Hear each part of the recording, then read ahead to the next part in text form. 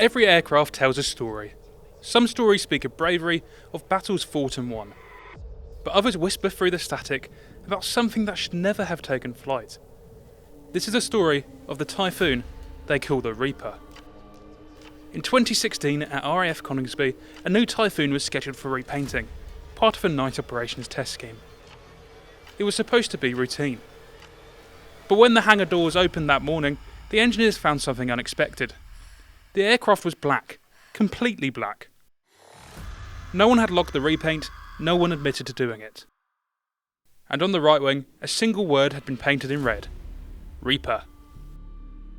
At first the crews thought it was a practical joke, until the flight logs started to change. Pilots began reporting an extra aircraft in the sky during night exercises, flying in formation, then vanishing mid-turn. Controllers swore they saw it too. But when they checked the call signs, there was nothing there. One pilot claimed he saw the black Typhoon alongside him. The canopy was empty. No heat signature, no sound. Just the Reaper's markings glinting under the moonlight. When he landed, his aircraft log read, 2-ship formation, confirmed. But the second entry was blank. Then came the night of the storm, a training mission over the North Sea.